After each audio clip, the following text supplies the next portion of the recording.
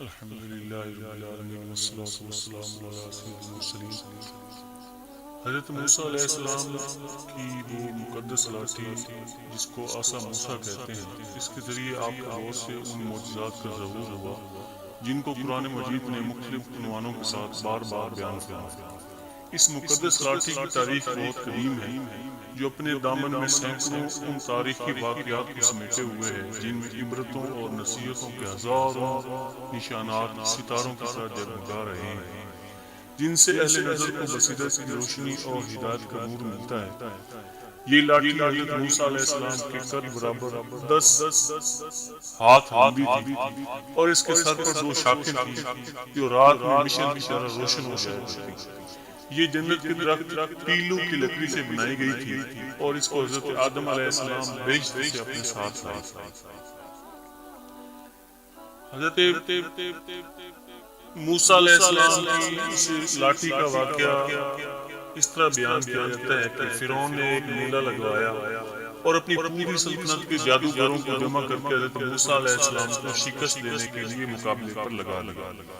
اور اس میلہ کے ازدحام میں جہاں لاکھوں انسانوں کا مجمع تھا، ایک طرف جادوگروں کا ہجوم اپنی جادوگری کا سامان لے کر جمع ہو گیا اور ان جادوگروں کی فوج کے مقابلے میں حضرت موسیٰ علیہ السلام تنہا ڈٹ گئے۔ جادوگروں نے فرعون کی عزت کی قسم کھا کر اپنی جادو کی لاٹھیوں اور رسیوں کو پھینکا تو ایک دم لاٹھیاں اور رسیاں سانپ بن کر پورے میدان میں حترت پھنکارے مار کر دوڑنے لگے اور پورا مجمع خوف و ہراس میں بدحواس ہو کر ادھر ادھر بھاگنے لگا، اور فرعون اور اس کے تمام جادوگر اس کرتب کو دکھا کر اپنی فتح کے گھمنڈ اور غرور کے نشے میں بدمست ہو گئے اور جوش شادمانی سے تالیاں بجا بجا کر اپنی مسرت کا اظہار کرنے لگے کہ اتنے میں ناگہاں حضرت موسیٰ علیہ السلام نے خدا کے حکم سے اپنی مقدس لاٹھی کو ان سانپوں کے ہجوم میں ڈال دیا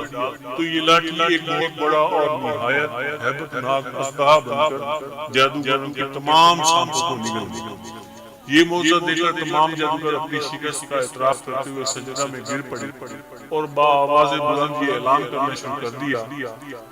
کہ آمنا برب ہارون و موسیٰ، یعنی ہم سب حضرت ہارون اور حضرت موسیٰ علیہ السلام کے رب پر ایمان لائے۔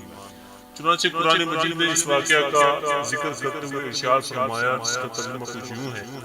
بولے اے موسیٰ، یا تو تم ڈالو یا ہم پہلے ڈالیں۔ موسیٰ نے کہا بلکہ تم ہی ڈالو۔ جب ان کی رسیاں اور لاٹھیاں ان کے جادو کے زور سے ان کے خیال میں ڈھونڈتی معلوم ہوئی تو اپنے جی میں موسیٰ نے خوف پایا۔ ہم نے فرمایا ڈر نہیں، بے شک تو ہی غالب ہے، اور ڈال